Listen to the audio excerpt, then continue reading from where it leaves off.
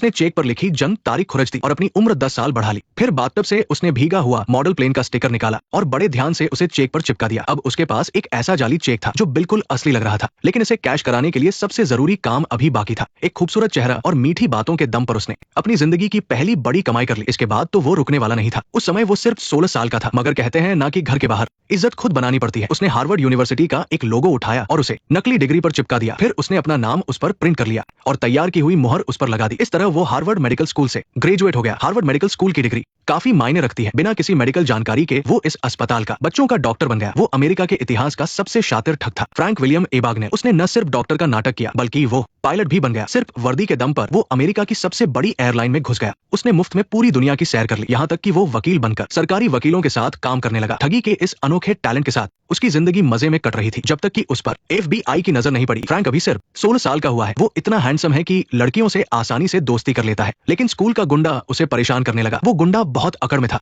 पर उसे नहीं पता था कि उसने गलत आदमी से पंगा लिया है। फ्रैंक का आज स्कूल में पहला दिन था। जब उसने देखा कि वो गुंडा उसी की क्लास में है, तो वो सीधा टीचर की मेज पर गया और अपना असली हुनर दिखाया। अब उस गुंडे के पछताने का कोई फायदा नहीं था। उसे फ्रैंक ने सबके सामने बेइज्जत कर दिया, यहाँ तक कि जब असली टीचर क्लास में आया तो फ्रैंक ने उसे भी संभाल लिया। स्कूल ने इस हरकत के लिए फ्रैंक के माता पिता को बुलाया, लेकिन तब तक वह बच्चों को एक हफ्ते तक फ्रेंच पढ़ा चुका था और पेरेंट्स मीटिंग भी ले चुका था। लेकिन ये पहली बार नहीं था। ठगी का ये हुनर उसे विरासत में मिला था। फ्रैंक के पिता एक मशहूर बिजनेसमैन थे, लेकिन मंदी के कारण उनका काम ठप हो गया। ऊपर से टैक्स चोरी की वजह से कोई भी बैंक उन्हें लोन देने को तैयार नहीं था। मजबूरन उन्हें अपना सब कुछ बेचना पड़ा। वो अपने बड़े से घर को छोड़कर एक छोटे फ्लैट में आ गए। उनकी रईसी अब गरीबी में बदल चुकी थी, यहाँ तक कि फ्रैंक के जन्मदिन पर भी उन्हें सस्ते केक से काम चलाना पड़ा और चेक की ये गड्डी फ्रैंक की जिंदगी बदलने वाली थी। उसी साल उसकी माँ को ये गरीबी बर्दाश्त नहीं हुई और उन्होंने तलाक ले लिया। माँ या पिता में से किसी एक को चुनने के बजाय फ्रैंक ने अकेले रहने का फैसला किया। लेकिन घर से भागना आसान था, पर बिना पैसों के गुजारा करना मुश्किल। उसके पास सिर्फ वो चेक बुक थी जो उसके पिता ने दी थी। इसी मजबूरी ने फ्रैंक को जुर्म के रास्ते पर ला खड़ा किया। उसने चेक में हेराफेरी की और उन्हें कैश कराने की कोशिश की। वो कई बैंकों में गया, पर हर जगह उसे मना कर दिया गया। चेक कैश न होने की वजह ये थी कि वो कोई बड़ा आदमी नहीं लग रहा था। आखिरकार वो अभी स्कूल में पढ़ने वाला बच्चा ही तो था, लेकिन एक ऐसी नौकरी थी जिसमें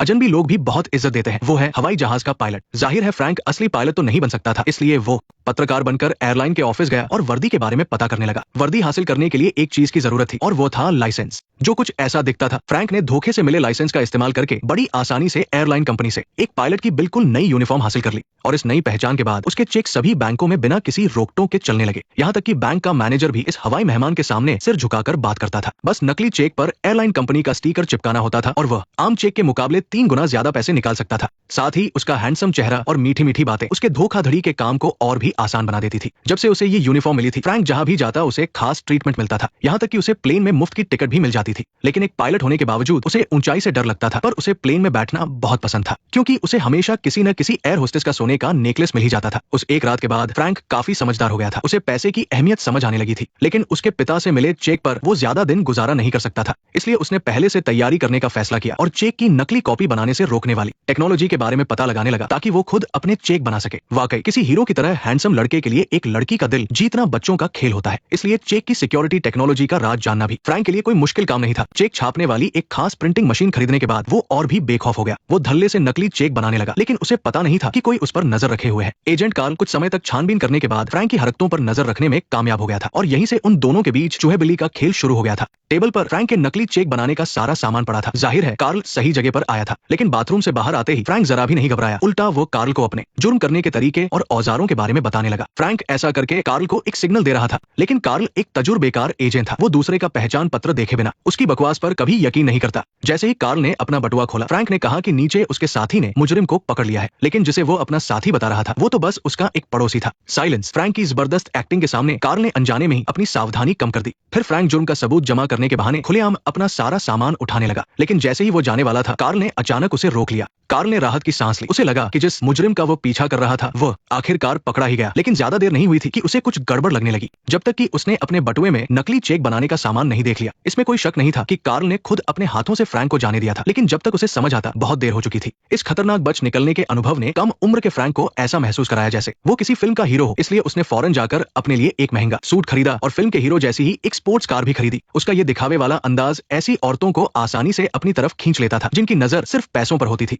दोनों बातें करते करते कमरे तक पहुंच गए। फ्रैंक भी अच्छी तरह जानता था कि वो लड़की क्या चाहती है। जाहिर है वो उसके पैसों के पीछे थी। इतने पैसे फ्रैंक के लिए कोई बड़ी बात नहीं थे, लेकिन अफसोस उसे अपने साथ कैश रखने की आदत नहीं थी। उसके पास सिर्फ $1000 का एक चेक था। भले ही वो चेक नकली था, लेकिन फ्रैंक कभी भी घाटे का सौदा नहीं करता था। फ्रैंक अब पानी की तरह पैसा बहा रहा था, लेकिन उसकी पायलट की पहचान नकली थी। उसके चेक भी नकली थे। असली थी तो बस वो एहसास जो उसे कार्ल की नजरों के सामने से बच निकलने पर मिला था। इसलिए उसने क्रिसमस की रात, इसका मकसद उसे उकसाना नहीं बल्कि बस यूं ही कुछ बातें करना था। लेकिन कार्ल फ्रैंक के मन की बात समझ गया था। जो इंसान धोखाधड़ी करके अपना गुजारा करता है वो यकीनन अकेला होता है, और फ्रैंक तो अभी बच्चा ही था। इसलिए खुद को कम अकेला दिखाने के लिए उसने सीधा पायलट की नौकरी छोड़ दी और किराए के बंगले में दिन रात जबरदस्त पार्टियां करने लगा। लेकिन नौजवानों से भरी उस जगह पर भी फ्रैंक को और भी ज्यादा खालीपन महसूस हो रहा था, क्योंकि वहां कोई भी उसके साथ दिल से नहीं था। जब तक कि वो एक दिन अचानक अस्पताल में एक नर्स ब्रेंडा से नहीं मिला, और इस तरह फ्रैंक को एक और पहचान मिल गई। बेशक फ्रैंक अब भी वही हाई स्कूल का स्टूडेंट था, लेकिन नकली चीजें बनाना ही उसके जीने का तरीका था। इसलिए हार्वर्ड मेडिकल स्कूल की नकली डिग्री बनाना उसके लिए बाएं हाथ का खेल था। और बस फिर क्या था, फ्रैंक यहाँ का सुपरवाइजर बन गया, जिसके नीचे दर्जनों डॉक्टर और नर्सें थी, जिनमें ब्रेंडा भी शामिल थी। खाली समय में फ्रैंक मेडिकल वीडियो देखता था ताकि अस्पताल में उसकी पोल न खुल जाए। ऑफिस पहुंचकर वो ब्रेंडा के साथ मेडिकल की बातें करता था, लेकिन अस्पताल आखिर असली था। एक दिन पैर में फ्रैक्चर वाला एक मरीज उसके डिपार्टमेंट में लाया गया। मेडिकल की जानकारी न होने की वजह से फ्रैंक कुछ भी करने से डर रहा था, लेकिन लोगों को बेवकूफ बनाना तो उसकी खासियत थी। यही डॉक्टर ने अभी अभी कहा है, तुम सहमत हो?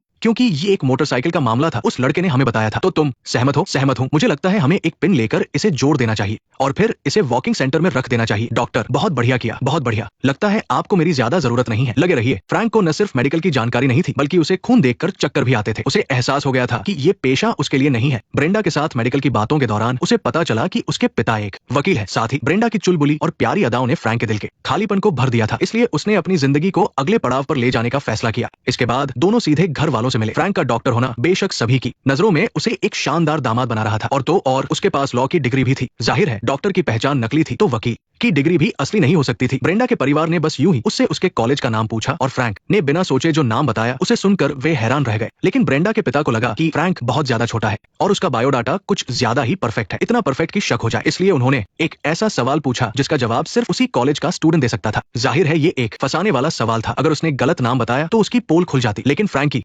होशियारी उसे ऐसी मामूली गलती करने की इजाजत नहीं दे सकती थी। ऐसा लगा कि फ्रैंक ने इस मुश्किल को कामयाबी से हल कर लिया, लेकिन असल में वो अपने होने वाले ससुर के जाल में फंस चुका था, क्योंकि उस प्रोफेसर के पास तो कोई कुत्ता था ही नहीं। डॉक्टर की पहचान नकली थी, लॉ की डिग्री भी नकली थी, लेकिन ब्रेंडा के लिए उसके जज्बात इस दौरान अकेली ऐसी चीज थे जो नकली नहीं थे। ब्रेंडा के पिता ने अपनी पूरी जिंदगी में झूठ देखे थे और वो जानते थे कि हर झूठ के पीछे कोई न कोई मकसद होता है। लेकिन फ्रैंक का झूठ उनकी बेटी के लिए था। उसका ये सच्चा प्यार ब्रेंडा के पिता को पसंद आ गया। इसलिए अपने होने वाले ससुर की मदद से फ्रैंक को आसानी से लॉ की डिग्री मिल गई और वो एक असली वकील बन गया। इसलिए जब कार्ल सुरागों के जरिए अस्पताल तक पहुंचा तो वहां कोई नहीं था। कार्ल की जांच में कोई खास तरक्की नहीं हो रही थी, लेकिन इसकी असली वजह यह थी कि उसने एक अहम सुराग नजरअंदाज कर दिया था। ये नाम वो था जो फ्रैंक ने पहली मुलाकात में बिना सोचे समझे बता दिया था। और फ्लैश की कॉमिक्स ज्यादातर नाबालिगों को पसंद आती है। कार्ल अब तक अपना निशाना बालिग लोगों पर रखे हुए था। जांच की दिशा बदलने के बाद कार्ल को जल्द ही फ्रैंक की मां मिल गई और उसे यकीन हो गया कि फ्रैंक ही वो शख्स है जिसे वो ढूंढ रहा था। मां को अंदाजा था कि बाहर अकेले भटकते हुए फ्रैंक गलत रास्ते पर जा सकता है। वो अपने बेटे की मदद करने के लिए नुकसान की भरपाई करना चाहती थी, लेकिन अफसोस कि उसके पास पैसों का एक छोटा हिस्सा भी नहीं था। लेकिन इससे पहले कि कार्ल कोई कदम उठाता, फ्रैंक ने खुद ही उसे फोन कर दिया। इस दिन भी क्रिसमस था, लेकिन पिछली बार के मुकाबले इस बार वो अकेला नहीं था, क्योंकि वो ब्रेंडा के साथ शादी के बंधन में बंधने वाला था। उसने कार्ल से उसे छोड़ देने की मिन्नत की, लेकिन जब इंसान अपनी सच्ची भावनाएं जाहिर करता है तो अक्सर अनजाने में उसकी असलियत सामने आ जाती है। और एक जीनियस धोखेबाज होने के नाते फ्रैंक भी इससे अलग नहीं था। नेक्स्ट पार्ट देखने के लिए वीडियो को लाइक करो।